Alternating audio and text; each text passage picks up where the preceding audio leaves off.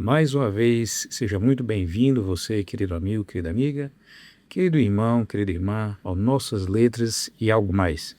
Um canal de estudo da Palavra de Deus. Nós estamos estudando o livro de Êxodo e hoje estamos na lição número 8, que tem o título Aliança no Sinai. Vamos ver durante o estudo de hoje como Deus fez a sua aliança, qual o significado dessa aliança, o porquê, entender a questão dos 10 mandamentos e como ele vem influenciar a vida de cada um de nós como cristãos. Fica conosco no estudo de hoje.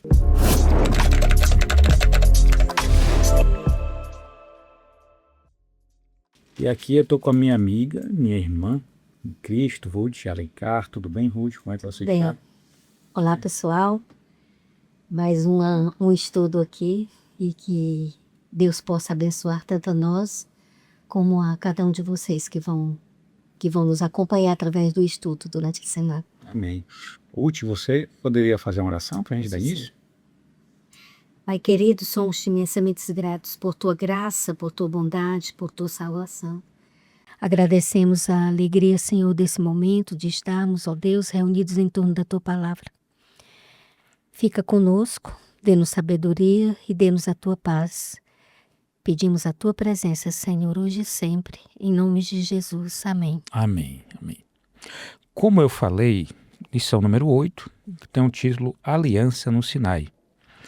E o verso, que é o verso para memorizar, está em Êxodo 19, do Êxodo capítulo 19, dos versos 4 a 6, e diz o seguinte: Vocês viram o que fiz aos egípcios e como levei vocês sobre asas de águia e os trouxe para perto de mim.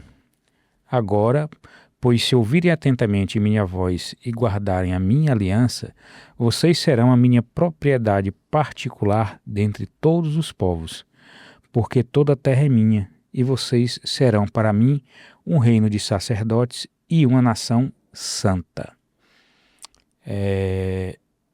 E aqui eu comecei a grifar, viu, Ruth, essa introdução aqui da lição. E quando você começa a grifar, você diz assim, eu vou tirar o texto principal, a essência.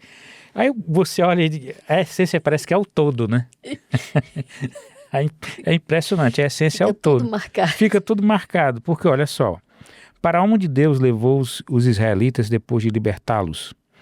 Talvez você responda, para o deserto e depois para a terra prometida. Aí diz, mesmo que essa resposta esteja correta quanto à geografia, ela está errada quanto à teologia. Deus respondeu, vocês viram o que eu fiz aos egípcios e como levei vocês sobre asas de águia e os trouxe para perto de mim. Aí a lição diz, a resposta teológica à pergunta revela a prioridade e os objetivos divinos. Ele os levou para perto de si mesmo. E diz, quando nos afastamos, Deus nos procura e nos chama de volta. O melhor exemplo dessa verdade está no Éden, quando Adão e Eva pecaram e se esconderam. Deus perguntou, onde você está? Então diz, Deus, sempre dá o primeiro passo. Jesus chamou, venham a mim todos vocês que estão cansados e sobrecarregados, e eu vos aliviarei. Tomem o meu jugo e aprendam de mim, porque sou manso e humilde de coração, e vocês acharão descanso. E finaliza, Deus chama a todos nós. Nosso destino eterno depende da nossa resposta. Aí pegando o gancho do que você disse, né? Você sublinhou tudo, né? Sim. Mas o que eu fiz? Eu sublinhei, mas dentro do que era importante, eu botei aquilo que era mais importante, que tinha me chamado a atenção. Sim. Né? E o que me chamou a atenção aqui são exatamente essas últimas palavras de Jesus. Porque sou manso e humilde de coração, e vocês acharão descanso. Olha a importância daqui. Jesus está chamando para si, apresentando a característica do caráter dele. Eu sou manso e humilde de coração. Né? E por isso, por causa de mim, vocês vão achar descanso. dá para a gente falar um pouquinho sobre essa questão claro. do descanso? Aí eu me lembrei que Paulo, na carta aos Hebreus, exatamente no capítulo 4, Paulo fala de 4 tipos de descanso. Ele fala de 4 tipos de descanso. Por que eu achei isso importante? Porque a grande verdade é que essa lição, por mais que tenha falado de leis, de obediência, né? Na verdade fala de Cristo, né? No final das contas, a gente vai ver que o fundamento de tudo, a essência de tudo é Cristo. E Jesus está dizendo aqui uma qualidade que ele tem e que essa característica nós deveríamos buscar também, que é a questão de ser manso e humilde. Qual foi o grande problema do Egito? Foi o orgulho do faraó. Aí lá em Hebreus 3, entre o verso 1 e o verso 7, Paulo aborda essa questão. Ele faz, porque não dá tempo da gente ler tudo, mas ele fala que ele dá o conselho, não endureçais o vosso coração. Esse parece que é um grande problema, né? Parece que é um grande problema. Aí aqui, nessa questão, Paulo fala, o descanso aqui é entendido como uma humildade da mente e do coração, que leva para a salvação e a redenção. Os hebreus sofreram pela descrença e não percepção da natureza e caráter de Deus. Saíram do Egito, mas na trajetória até chegar ao Sinai, qual foi o grande problema deles? Foi a desconfiança. E era desconfiança por quê? Porque eles não conheciam a Deus. Por isso Deus quis trazê-los para si. Porque a intenção de Deus não era nem usar Moisés como intermediário. Era que ele fosse o Deus pessoal de cada um deles. E que eles pudessem, que eles entendessem que eles poderiam se aproximar dele. Mas era um povo que não entendia nem quem era esse Deus, não conhecia quem era esse Deus, então eles tinham que ser ensinados nos mínimos detalhes. Deus sabia de tudo isso. Um povo que presenciou o milagre das águas se abrirem para que eles pudessem... Para eles. Mas mesmo assim, depois reclamaram porque a água era amarga, reclamaram porque eles não tinham carne e não tinham pão, né? Então, eles, a todo instante, no decorrer desses dias, após a passagem, a travessia do Mar Vermelho, eles chegaram para Moisés se reclamando, acusando Moisés. Por que tu não nos deixaste no Egito, né? Para que a gente morresse lá mesmo, entendeu? Então, mesmo presenciando... Na verdade, eles estavam dando recado para Deus, né? Exatamente. Ou seja, mesmo ele presenciando os milagres, eles, na verdade, não tinham, como você bem falou, eles não conheciam a Deus. E aí a finalidade de Deus era exatamente trazê-los para si. Né? Para que... Aí antes da gente entrar nessa parte, a gente vai ter uma parte boa falando sobre isso, essa questão de trazer para si, me deixa desenvolver mais um pouquinho essa questão do descanso, porque Paulo fala de 4, né? A gente falou do primeiro, do descanso por ter um coração humilde. E nessa humildade reconhecer a pessoa de Cristo, o senhorio de Cristo, né? Mas lá na frente, Paulo aborda também um outro descanso. E ele diz assim, em Hebreus 3,12, que quando Deus diz, não entrarão no seu descanso. Então, há um tipo de pessoas que não vão entrar no descanso dele, né? E Paulo desenvolve, ele dizendo, o juramento de Deus só confirmou o desejo do povo de morrer no deserto, né? Que é isso que você colocou. O arrependimento deles não foi genuíno, eles se voltaram outra vez mais para a descrença, o orgulho e a soberba diante de Deus. E a gente vai ver ao longo das próximas lições como é que foi essa soberba, né? Tu vai já entender por que eu estou querendo falar desses descansos. Quer dizer, a rejeição nesse contexto não é a falta de fé, mas um ato de rejeição às promessas e poder de Deus. Por quê? Porque não conheciam Deus. Eles não se relacionavam com Deus. Aí lá na frente, em Hebreus 4, já do verso 9 a 12, Paulo fala do terceiro tipo de descanso, que já é o descanso sabático, do 7º dia mesmo, né? Aí eu penso, Paulo ali está defendendo o descanso sabático. E isso é importante quando a gente for ver a questão do fim da lei, da abolição da lei. Isso. Por isso que eu achei interessante isso daqui, eles abordarem isso na entrada, no primeiro dia do sábado, né? No sábado, na lição de sábado. Pronto, então conhecer a verdade do sábado, portanto, e desprezar tal mandamento é endurecer o coração. E isso a gente vai entender, a importância do endurecer o coração. Então a gente pode agora continuar aí. A lição do domingo tem um título no Monte Sinai. E aí, como eu falei, já vem todo um contexto onde até se chegar esse momento, né, o povo passou por algumas situações, como eu já falei, de lamúria, porque tinha sede, porque tinha fome, mas chegou o momento, né, aqui onde, lá no Monte Sinai, e só para fazer um contexto, em lições passadas, quando Moisés volta digamos, do deserto, né, que ele viveu para aqueles 40 anos e que ele volta, né, ele se encontra com Deus no Monte Sinai e Deus diz assim, você vai voltar para cá, né, para adorarem a mim, né? E chegou esse momento aqui, que é exatamente no capítulo 19 de Êxodo, dos versos 1 a 8, né? Eu vou fazer a leitura e a gente já passa para o desenvolvimento, que diz assim: no terceiro mês da saída dos filhos de Israel da terra do Egito, no primeiro dia desse mês, vieram ao deserto do Sinai. Tendo partido de Refidim, vieram ao deserto do Sinai, no qual se acamparam ali, pois se acampou Israel em frente do monte. Subiu Moisés a Deus, e do monte o Senhor o chamou e lhe disse: assim falarás à casa de Jacó e anunciarás aos filhos de Israel: tendes visto o que fiz aos egípcios, como vos levei sobre asas de águia e vos cheguei a mim.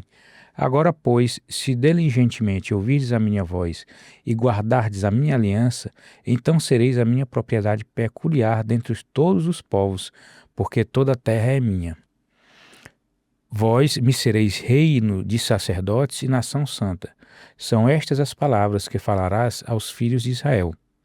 Veio Moisés, chamou os anciãos do povo e expôs diante deles todas essas palavras que o Senhor lhe havia ordenado. E para finalizar aqui, no verso 8, diz: então o povo respondeu a uma: tudo o que o Senhor falou, faremos. E Moisés relatou ao Senhor as palavras do povo, né? E aí a pergunta que a lição faz é: o que é que Deus prometeu a eles, né, aqui no pé do Monte Sinai? Começa com si, né? Sim. Se diligentemente ouvirdes a minha voz e guardardes a minha aliança, sereis minha propriedade peculiar dentre todos os povos. Por que Deus queria uma nação sendo uma propriedade peculiar, ter uma propriedade própria dele? E aí esse ponto eu achei interessante, porque algumas pessoas até podem fazer, digamos, uma acusação de que Deus é exclusivista, né? Uhum. Ele escolheu só um povo? É. Não foi isso. A realidade, na verdade, o sentido não é esse, não é isso, Ruth? É quando ele diz assim, sereis sacerdotes, nação eleita, sereis sacerdotes. Qual era a função do sacerdote? Intermediar. Então era uma nação para servir. Aí a gente pode entender o servir a Deus, mas também servir ao restante da humanidade para a própria salvação dessa humanidade. Então Deus não estava convocando ao povo para ser um povo orgulhoso, nem vaidoso, não. Era exatamente para ser luz, para ser sal no meio da humanidade, né? Então era para servir. Não cabe orgulho nem vaidade. Você entende? Tudo parece, Wesley, dentro das escrituras, parece que tudo gira em torno da questão do orgulho, da vaidade. E parece que essas duas coisas, são elas que destroem. Tudo dentro daquilo que se chama plano de Deus. O que foi que começou, onde começou tudo? Com o orgulho de um filho, de uma criatura de Deus que quis ser maior do que Deus. Isso. Aí faz um movimento contrário, né? Porque Jesus, ele faz é descer, ele não faz é subir. Isso. Ele se destitui, preserva ali a divindade dele, mas na verdade ele sai do nível de Deus para assumir a natureza humana. E assumir a natureza humana é assumir tudo que é peculiar à natureza humana. Porque nós não estamos falando de uma natureza humana antes do pecado. A gente está falando de uma natureza pós-pecado. Então, uma natureza que enfrentou questões profundas internas, né? Tanto é que Paulo, quando ele vai dar um exemplo, ele usa o exemplo da cobiça. Cobiça é algo interno, não é algo externo, é interno. E o orgulho é algo interno, né? É algo interno. Então, quando Deus faz esse convite, Deus está dizendo assim, eu quero uma aliança com vocês. Mas se vocês me obedecerem, se vocês guardarem os estatutos, a aliança que nós vamos fazer, porque nota que isso foi antes de dar a lei, antes de entregar a lei dos mandamentos. Antes mesmo até deles fazerem o processo de santificação deles para se encontrar com Deus. Deus manda para Moisés. Você vê que Moisés sobe, ouve isso que Deus faz, esse convite, essas palavras, manda Moisés descer e dizer para o povo. Aí Moisés vai lá, diz o povo, aí o que é que o povo dá de resposta? Tudo que o Senhor falou, faremos. Faremos. Aí Moisés sobe de novo e leva a resposta do povo para Deus. Você entende como é que é Deus? Ele não é autoritário, ele não é abusivo, ele não é nada do que essas pessoas que não conhecem Deus ficam denunciando Deus, como aquele livro, né, o Delírio de Deus, né? Nada. Muito pelo contrário, é um Deus que está sempre vindo ao encontro. Quando Adão e Eva caiu, foi ele que veio ao encontro. E embora sabendo onde Adão estava e Eva estava, o que eles tinham feito, ele não chegou condenando, né? Ele esperou que eles contassem para ele, para poder ele exatamente exortar e explicar a punição para eles. Do mesmo jeito com o povo, aquele povo que veio murmurando, que ele, como na sua onisciência, sabia que aquele povo não ia cumprir o que estava dizendo para ele, mas mesmo assim ia lá, consultava, convidava para um relacionamento. Ou seja, né? a acusar a Deus de ser autoritário e tirania não cabe. Não cabe. E até acusar o Antigo Testamento como algo que não se pode ser lido, porque não existe graça, porque o Deus do Antigo Testamento é diferente do Novo. Isso é para quem não lê a Bíblia, que não conhece. Porque quem estava acompanhando ali na nuvem era o próprio Filho de Deus. Isso. Era o próprio Jesus, antes da encarnação.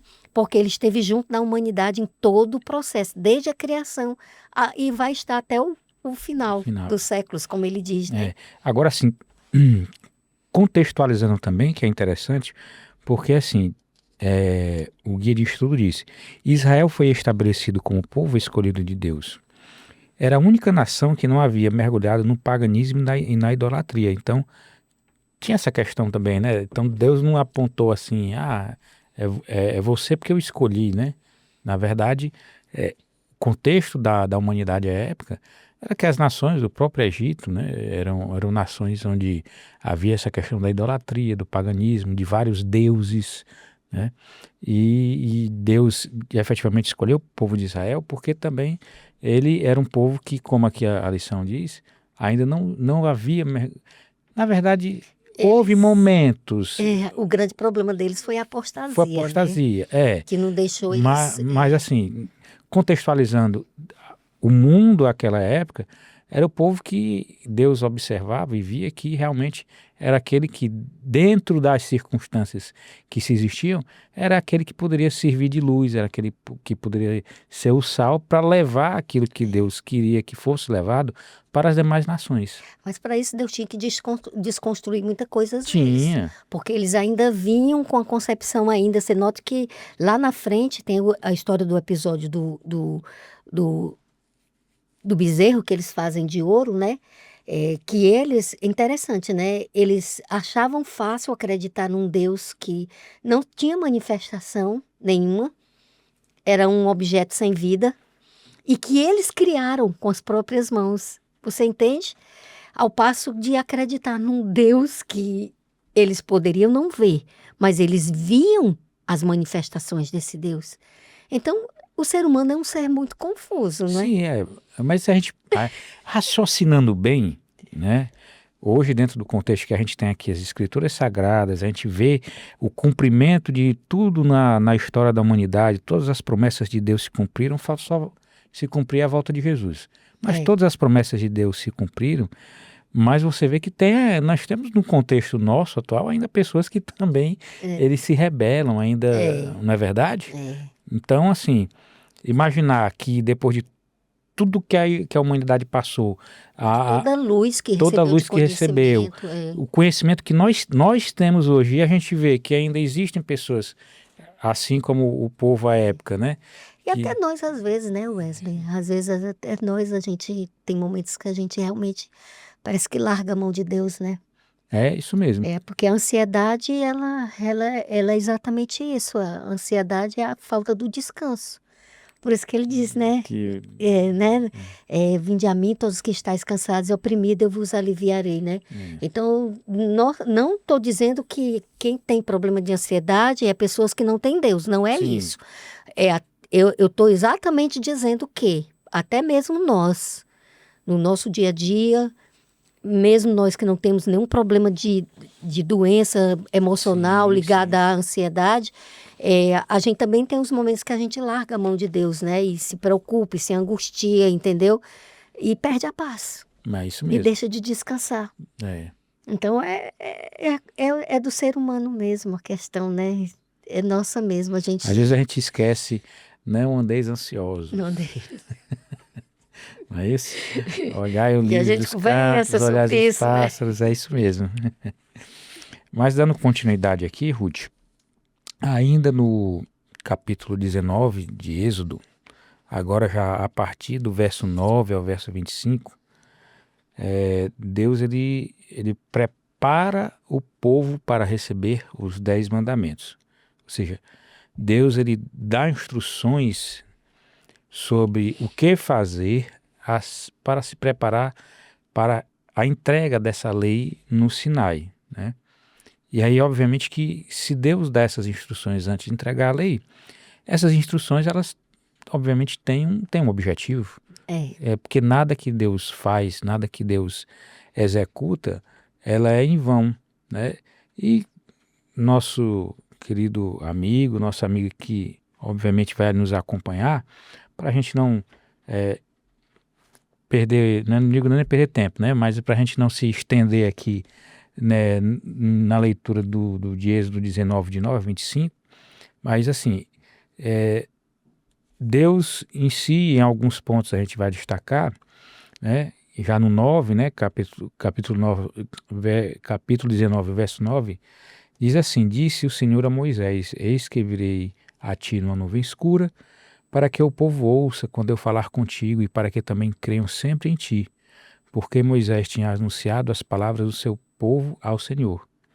Disse também o Senhor a Moisés: vai ao povo, purifica-o hoje e amanhã, lavem eles as suas vestes, e estejam prontos no terceiro dia, porque no terceiro dia o Senhor, à vista de todo o povo, descerá sobre o monte Sinai. E aí Deus pede para Moisés fazer uma marcação, para dizer, olha, você vai fazer a marcação, o povo não pode passar desse limite e tudo, né?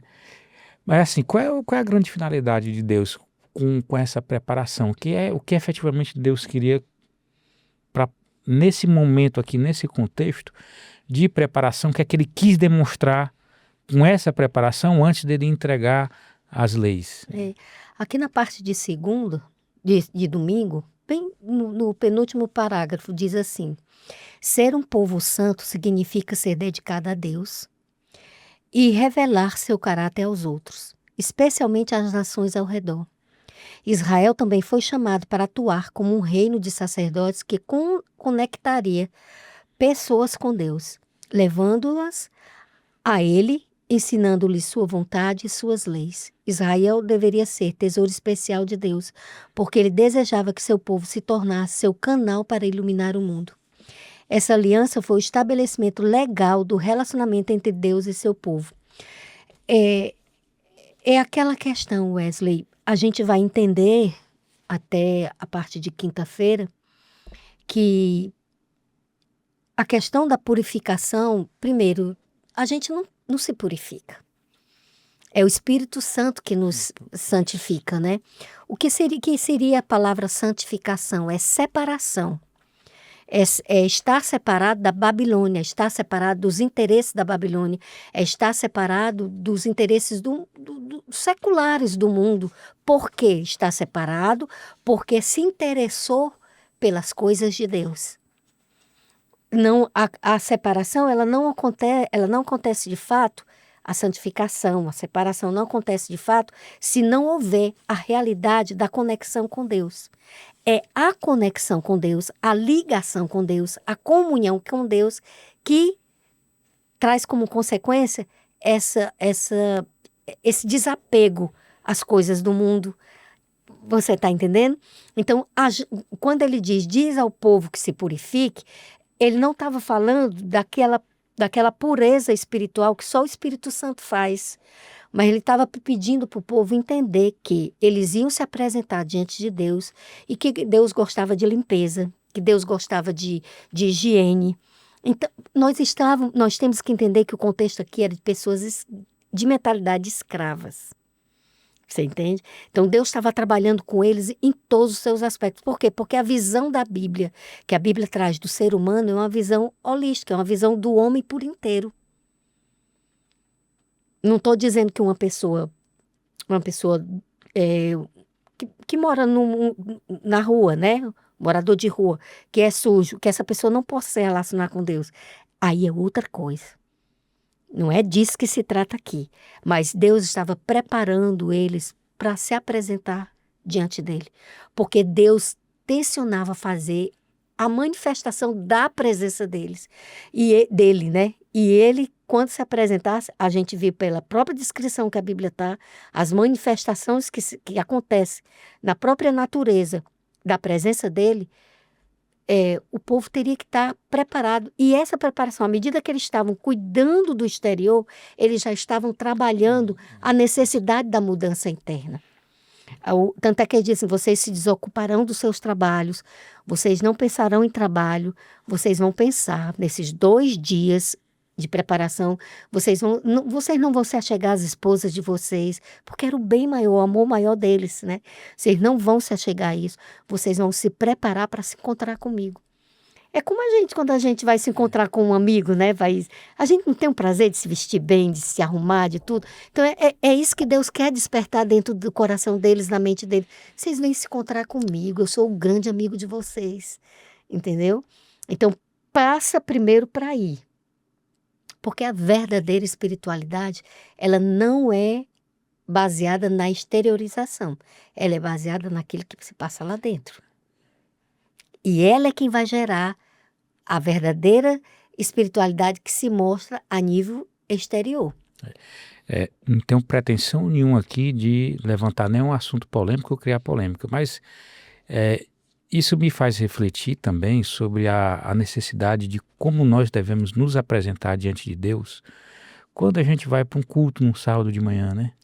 Como a gente se porta, como a gente se prepara. Porque a ideia é ir lá fazer um culto a Deus. Que é você fazer um culto a Deus. E aí é interessante que às vezes você vê pessoas dizendo, isso não me agrada, aquilo não me agrada, como se ali o culto fosse para você, enquanto você vai prestar um culto a Deus.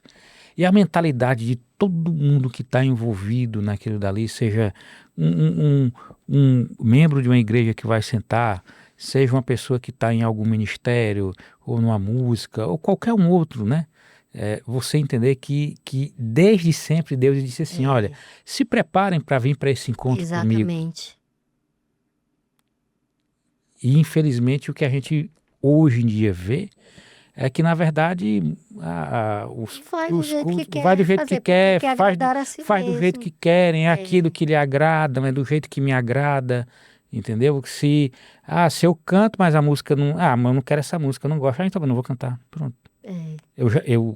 Eu já vi uma vez... Porque o louvor não é para que te agrada. Não é para que te agrada, entendeu? Então, se na intencionalidade ele está indo dentro de um processo de adoração. Esse contexto aqui só reforça o quanto a gente deve ter esse profundo respeito por esse momento da gente ir prestar um culto a Deus e a gente pegar e se preparar para isso. Muito importante. Muito importante isso, né? Isso me veio à mente aqui agora, eu pensei sobre isso. Não é importante mesmo. Mas aí Deus prepara o seu povo e prepara o povo para quê? Para que ele venha e faça a entrega do... Porque ele diz assim, né, Wesley? Ele diz assim, na resposta da questão número 2, né? Da parte de segunda, ele diz assim: assim falarás aos filhos de Israel, vai ao povo e purifica-o hoje, e amanhã lavem as vestes e estejam prontos. Deus desejou trazê-los para si mesmo. Quer dizer, Isso, Deus, olha só, mas qual era a finalidade de Deus? Eu quero que vocês se preparem, mas é para vir para junto de mim. Tá junto de mim. Porque Deus sabe que a santidade dele poderia matá-los, né? Sim. Poderia matá-los. Tanto é que ele diz, não toque nenhum animal, toque na base da montanha, né? Ele diz, ele dá o momento exato que o povo pode se aproximar da montanha e subir. É o momento que a trombeta tocasse um som longo, né? O verso da Bíblia diz, quando tocar o som longo, o povo pode subir. E o povo subiu, só que o povo teve medo, porque o monte tremeu. Deve ter sido assim uma manifestação assim extraordinária. E não é um monte qualquer, né? Eu não recordo aqui onde foi que eu vi, que me parece que o Monte Sinai, deixa eu ver se foi aqui, tem 2.000 e poucos metros de altura, não lembro, eu sei, falando da grandeza que era, né? Então, se eu fico imaginando, né? Você tá ali naquela presença e vê um monte tremendo e fumegando. Ele desceu, Wesley. Ele desceu juntamente com anjos. Então, a manifestação divina foi uma coisa extraordinária para o olho humano. Foi algo tão forte que aquele povo teve medo. Eles tiveram medo. Eles pediram a Moisés, Moisés, fala tu com ele. Aí você fala com ele, depois você vem e traz para nós. Quer dizer, Deus sempre querendo trazer o povo individualmente para perto dele, mas o povo tinha medo, porque foi uma manifestação realmente muito forte. A Bíblia descreve Deus vindo numa nuvem escura, depois aparecendo trovões e relâmpagos, a voz de Deus, aquele povo ouvindo a voz de Deus. Você escuta um trovão tremendo, não dá aquela sensação de respeito? Dá sensação de respeito, né, de medo. Você imagina a voz do Criador. Então, é algo extraordinário, mas para você ver que por trás de tudo isso estava um Deus dizendo, eu sou assim, me conheçam, se esforcem, façam de forma tal que a decisão de vocês conduzam vocês para perto de mim. Porque eu quero me relacionar com vocês. Deus sempre propôs, desde Adão e Eva, Deus sempre propôs um relacionamento pessoal com cada ser humano. E a lei dele, ela está embutida em tudo isso. A lei de Deus traz isso na mensagem. Porque se a gente pode passar já, adiantar para a parte de terça-feira? Sim. Na parte de terça-feira, quando ele entrega o decálogo, né? Porque a parte da lei mesmo é a quarta, né? Isso. Quando a gente vê as funções da lei. A terça é a entrega. Mas na terça-feira é a entrega. E nessa entrega a gente pode ver a própria questão da 3, né? Quando diz assim, quais são os princípios do decálogo e como ele está organizado. Aí vem aquela questão do 1º ao 4º mandamento, se refere a Deus. É o relacionamento nosso com Deus. Aquele relacionamento vertical, né? E já do 6º ao 10º mandamento é o relacionamento horizontal. É nós e é o próximo. Quando Jesus define a lei, quando aquele senhor chega para ele e pergunta, né? Qual é o maior mandamento? Ele diz, o maior mandamento é amar a Deus acima de todas as coisas e ao próximo como a ti mesmo. Ou seja, ele pegou os 4 primeiros e botou em para Deus e do 6º ao 10º. Do 5º ao 10º é o próximo.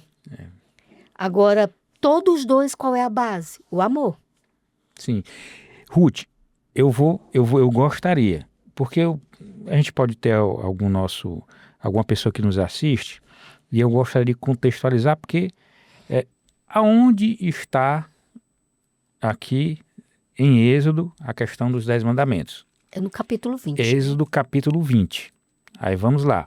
Êxodo capítulo 20, aí nós temos o primeiro mandamento, está no Êxodo capítulo 20, verso 3, que diz... Aí eu vou só te dizer uma coisa.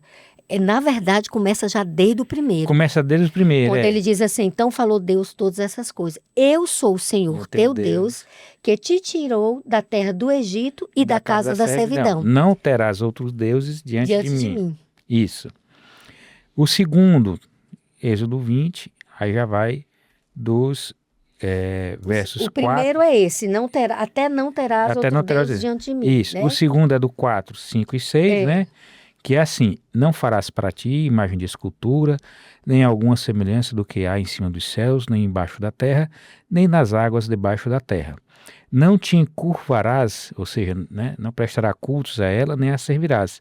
Porque eu, o Senhor teu Deus, sou Deus zeloso, que visito a maldade dos pais nos filhos até a terceira e quarta geração daqueles que me aborrecem, e faço misericórdia em milhares aos que me amam e guardam os meus mandamentos. O terceiro, está no verso 7, diz: não tomarás o nome do Senhor teu Deus em vão, porque o Senhor não terá por inocente o que tomar o seu nome em vão. O quarto mandamento, que já encerra os 4 primeiros, que é aquele relacionamento do homem com Deus, está nos versos 8, 9, 10 e 11, diz: lembra-te do dia do sábado para o santificar. 6 dias trabalharás e farás toda a tua obra. Mas o 7º dia é o sábado do Senhor teu Deus. Não farás nenhuma obra, nem tu, nem o teu filho, nem a tua filha, nem o teu servo, nem a tua serva, nem o teu animal, nem o teu estrangeiro que está dentro das tuas portas. Porque em 6 dias fez o Senhor os céus e a terra, o mar e tudo que neles há, e ao 7º dia descansou. Portanto, Deus abençoou o Senhor o dia do sábado e o santificou. Então, aqui nós temos... Ela dizendo, ele é o Criador. Ele é o Criador. Né? Do 5º ao 10º, aí vem numa sequência, né? O 5º é honra teu pai e tua mãe. Teu pai e tua mãe, que está no verso 12. Que é um mandamento, que é o único mandamento que implica numa promessa. Exatamente. Né? Honra teu pai e tua mãe, para que se prolongue os teus dias na terra que o Senhor teu Deus te dá. Quer dizer, é um mandamento que traz implícito nele bênção. Isso. Né? E os outros, eles entram dentro daquilo que eles chamam de negativos, mandamentos negativos, né? Que é o não matarás, que na verdade a gente tem que entender aqui o não assassinarás, né? Sim. Porque o original é não assassinar. Aí vem esse 7º, não assassinarás, vem aí não adulterarás, né? O não furtarás, não dirás falso testemunho contra o teu próximo. E o último, 10º, não cobiçarás a casa do teu próximo, não cobiçarás a mulher do teu próximo, nem o seu servo, nem a sua serva, nem o teu boi, nem o teu jumento, nem coisa alguma que pertença ao teu próximo. Então, se a gente prestar bem atenção, esses mandamentos, eles são mandamentos que é de dentro para fora. Isso. Então, se eu amo o meu próximo, eu vou... No caso, qual é o meu mal? Próximo, mais próximo. Meu pai e minha mãe. Eu vou honrá-los. E Deus não diz aqui se ele for bonzinho, não. Para honrar pai e mãe. Né? É claro que você não vai obedecer um pai e uma mãe que é contra a lei do Senhor, que quer estabelecer coisas, princípios de obediência, que vai contra a lei de Deus. Aí não. Aí Deus tem que ser obedecido. E não a lei dos homens, né?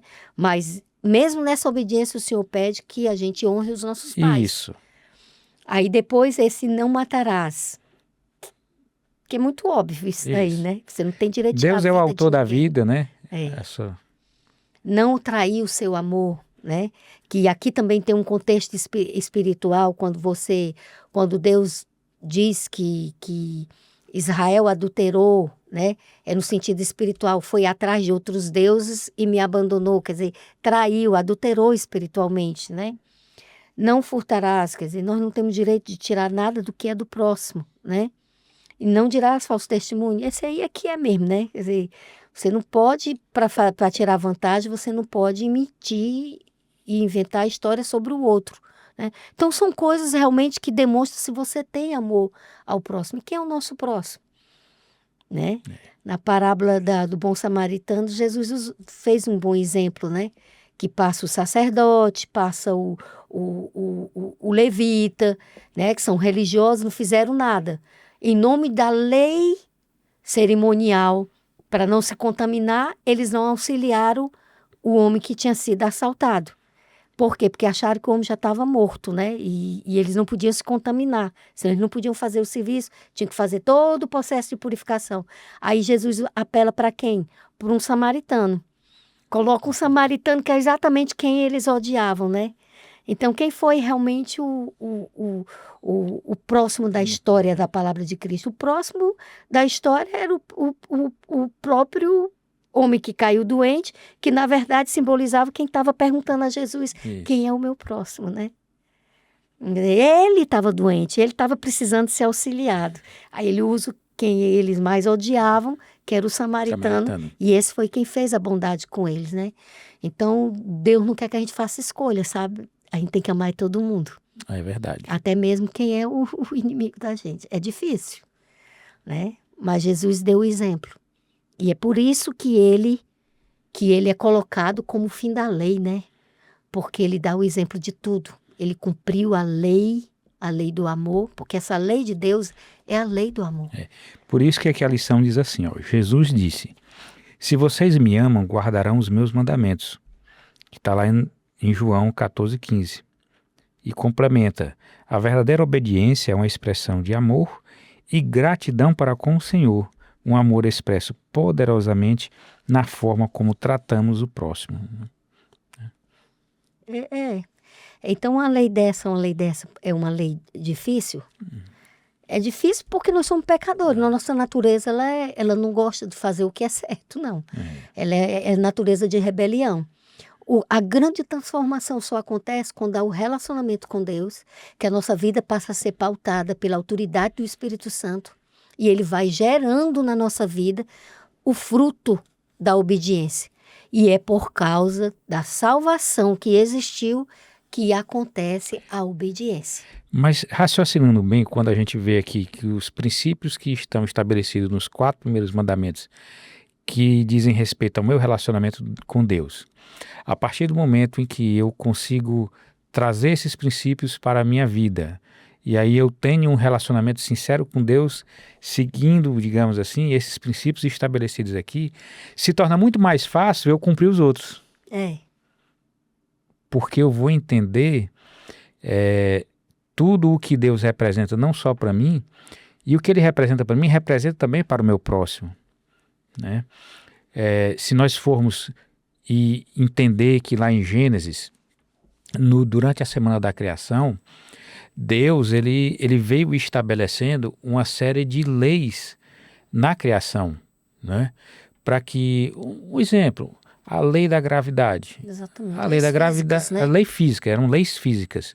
A lei da gravidade faz com que os planetas não se choquem, permite que haja vida, entendeu? A lei da termodinâmica.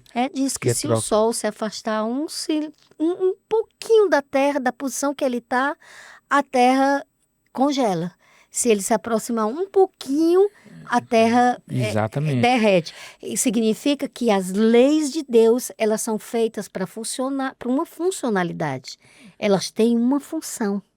Isso. Elas têm um objetivo. Um objetivo. Não é porque Deus quis botar a lei ali, não. porque ele era o... Não, é até para nossa bênção. Isso, essas leis. Então, houve um conjunto de leis físicas que foram estabelecidas na criação, mas quando Deus, lá em Gênesis, diz assim, façamos o homem a nossa imagem e semelhança. Ali, o que é que acontece? Nós fomos dotados de uma lei que ela não está numa pedra, a moral, né, que é a lei moral e a lei do amor. A lei do amor. Por quê? Porque como Deus é amor, e ele disse, façamos o homem a nossa imagem e semelhança, ele botou dentro de nós também essa lei. E aí quando ele vem estabelecer essa aliança com o povo dele aqui, e faz a entrega do decálogo, né, que ele vem e diz assim, ó, do 1º ao 4º aqui, né, são esses mandamentos, tu te relacionando comigo. Tu entendeu isso? Tu conseguiu compreender isso? Tu vai conseguir? Faça esse relacionamento comigo. E aí ele vem depois de assim, agora eu vou falar do teu relacionamento com o teu irmão. Entendeu? E aí essa lei, esse princípio estabelecido desde a criação, quando o ser humano recebeu de Deus também a lei do amor, né?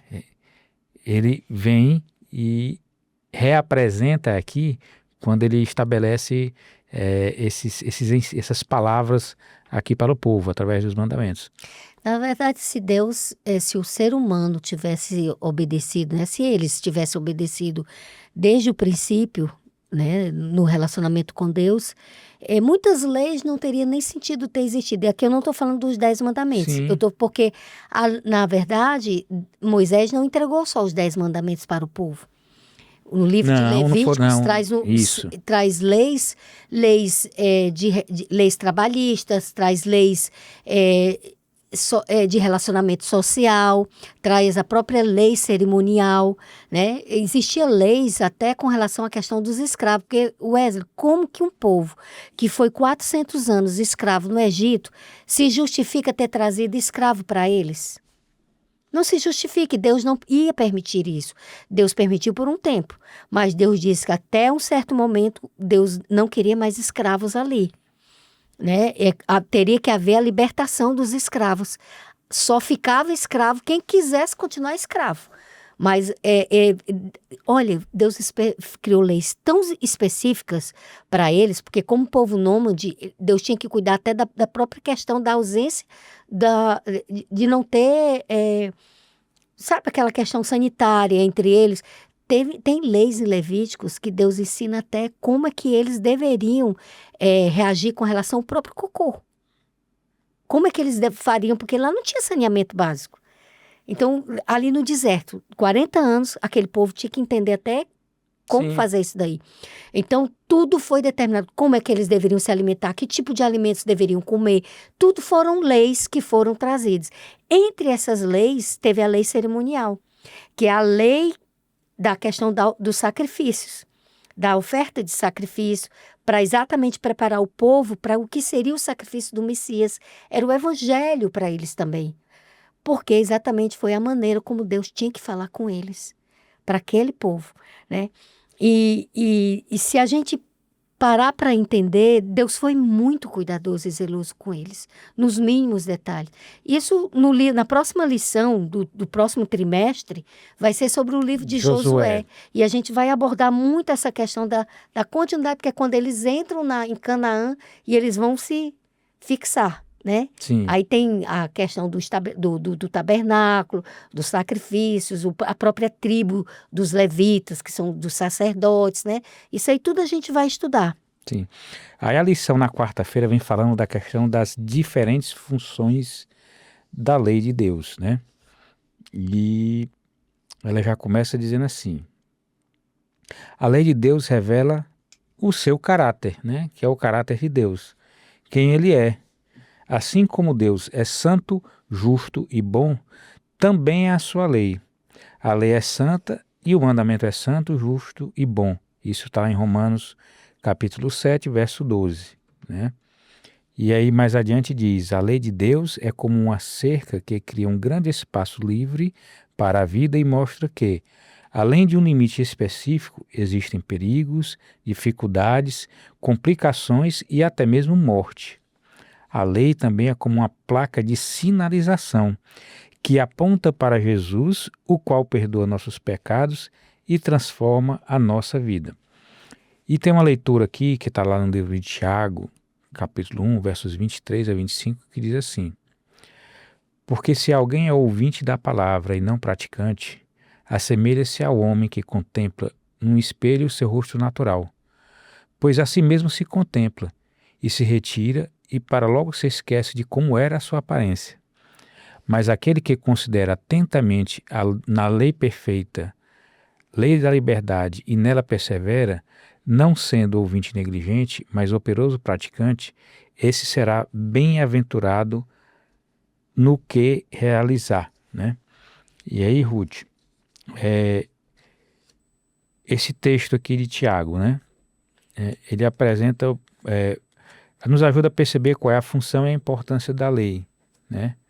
Mesmo que ela possa não salvar a gente, né? E de que forma a gente pode contextualizar do que realmente seria a função da lei de Deus? Romanos 7,12 diz que ela é a expressão do caráter de Deus. Tiago 1,8 diz que fala do objetivo da lei. Eu fiz um resumozinho aqui, né? O evangelho, ele não anula a lei, ao contrário, ajusta o pecador, pois o ato salvífico de Deus é tirar da desobediência para a obediência. Porque o que se dá mesmo na prática, Wesley? Nós somos injustos. Nós somos injustos porque quando a gente está em rebelião à vontade de Deus. Quando a gente não quer relacionamento com Deus. A Bíblia, quando fala de injusto, ela quer se referir a isso. Pessoas que não querem acordo, amizade com Deus, estão em estado de rebelião. O que acontece? A gente conhece o plano da salvação. Qual é o plano da salvação? Vem a lei de Deus, diz o que é pecado.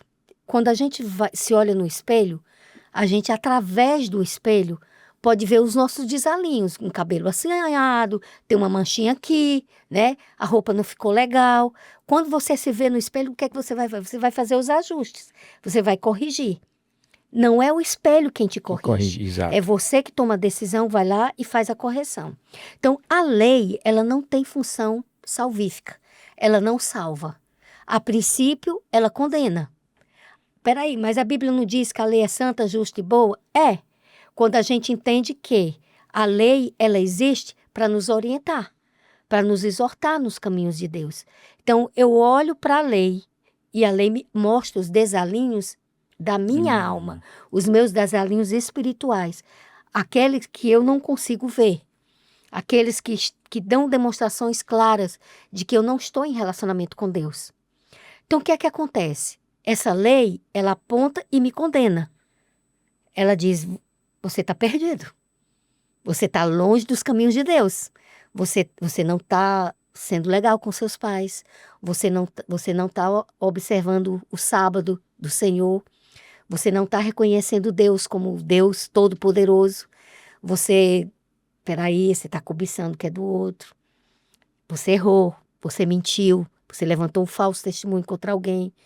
Rapaz, você traiu tua mulher, traiu teu esposo, né? Então, a lei, ela aponta o meu erro. Mas, ao mesmo tempo, ela diz assim, você tá ferrado, né? Mas ela diz, mas se você... Ela dá conhecimento de que existe um resgatador. Isso. Por quê? Onde é que diz que ela tem um resgatador? Porque ela diz, eu sou o Senhor que te tirei da terra do Egito, eu sou o teu Deus, entendeu? Ela diz que existe um Deus.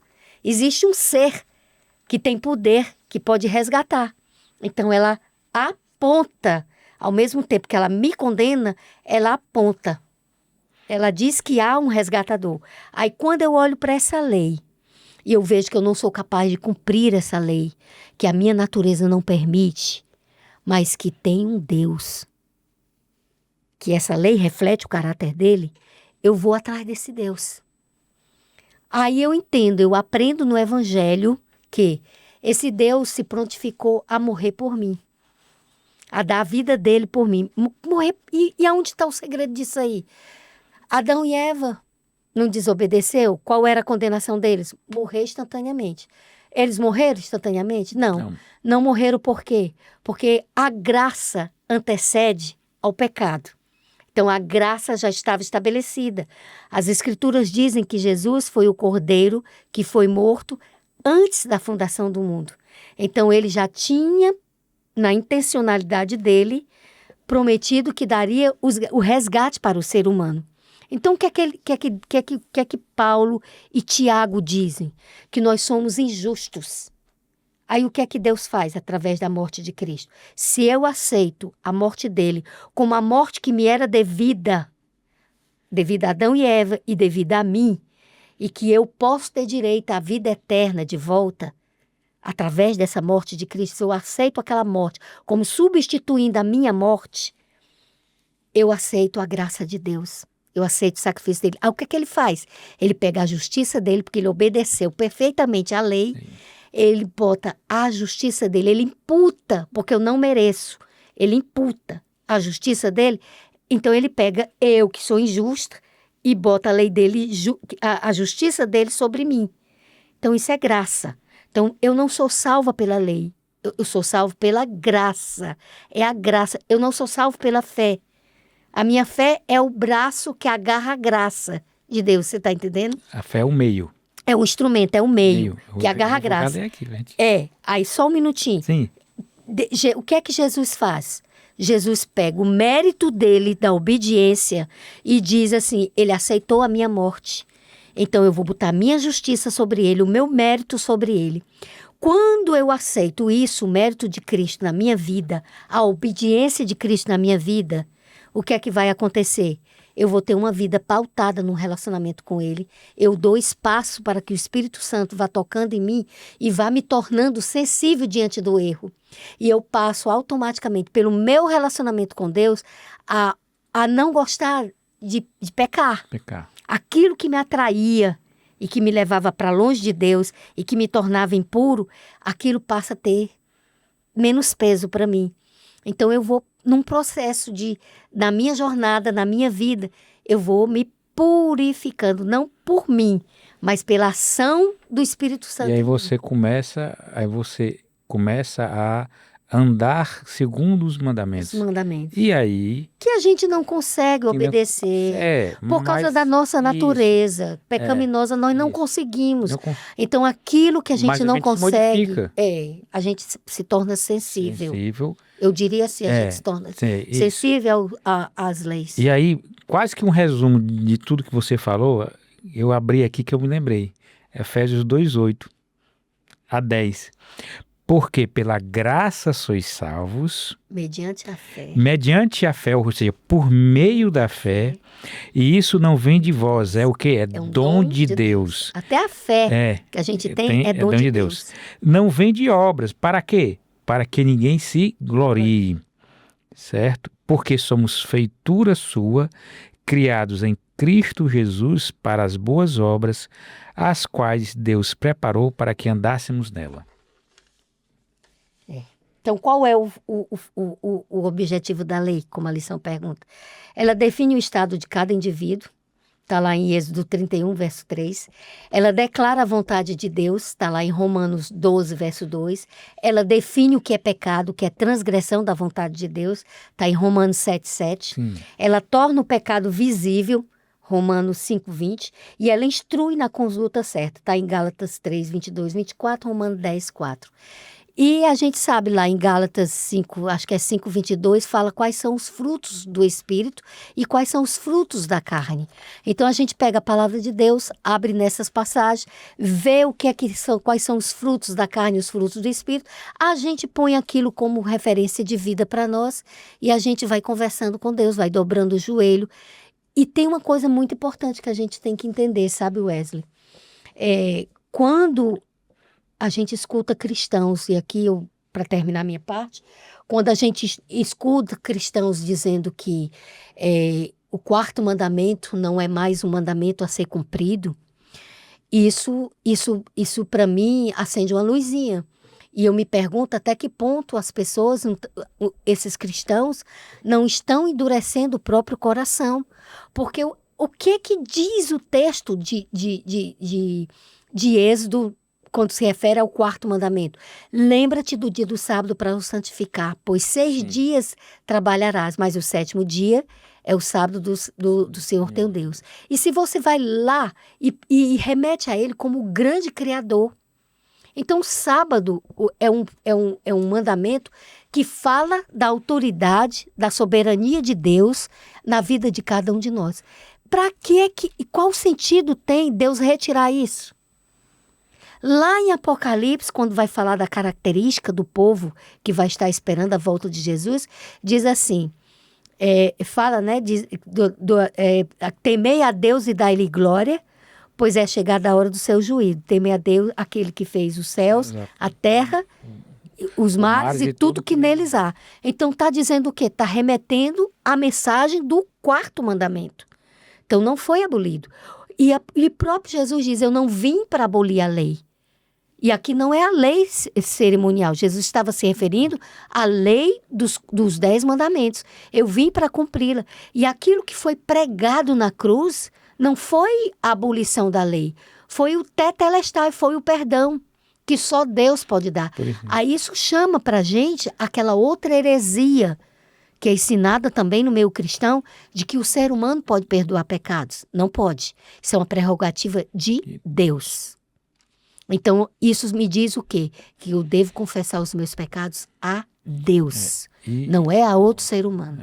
É a Deus. E um ponto também que merece destaque, né? Porque a lição, já no final, aqui na quinta-feira, ela faz aquela referência a Romanos 10:4, quando Paulo diz assim, porque o fim da lei é Cristo para a justiça de todo aquele que crê. E, de uma certa forma, esse ponto, às vezes, é deturpado para se dizer que Jesus aboliu a lei, né? Exatamente. Enquanto que não é esse. E Paulo e Tiago falam demais sobre a questão da lei. Isso. E Paulo, inclusive, em Hebreus, usa o exemplo do descanso sabático. Então, significa que os apóstolos e discípulos guardaram o sábado, sim. Sim.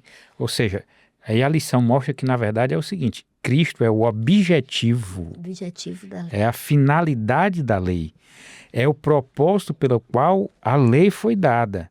E, como resultado, todo o que nele crê é declarado justo. Ele é a chave e o significado da lei, Jesus. É isso mesmo. Encerramos aqui, Ruth, mais o nosso estudo dessa semana. Muito bom.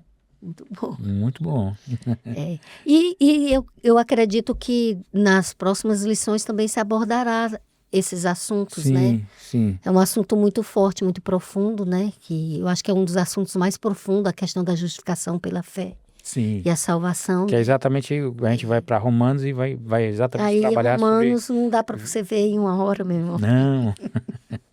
Mas é isso. Nosso convite é para que você faça o seu estudo, você leia esses textos, cresça espiritualmente. É esse o desejo de Deus para a vida de cada um de nós. Para a gente encerrar, eu vou fazer uma oração. Santo e amado Pai, graças te damos, Senhor, por todas as bênçãos recebidas, porque a Tua palavra, Senhor, é santa e justa. A Tua palavra é aquela que chega a cada um de nós e transforma os nossos corações. Tu tens um propósito para cada um dos Teus filhos e nós queremos alcançar, Senhor, esse propósito da salvação através daquilo que Tu deixaste escrito para nós através das Escrituras Sagradas.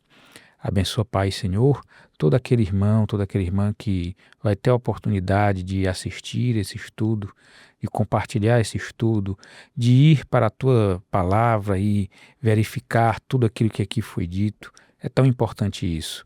Que as Tuas bênçãos, Senhor, recaiam sobre todos e é o nosso desejo, Senhor. E a Ti nós pedimos em nome do Teu Filho amado, Cristo Jesus. Amém.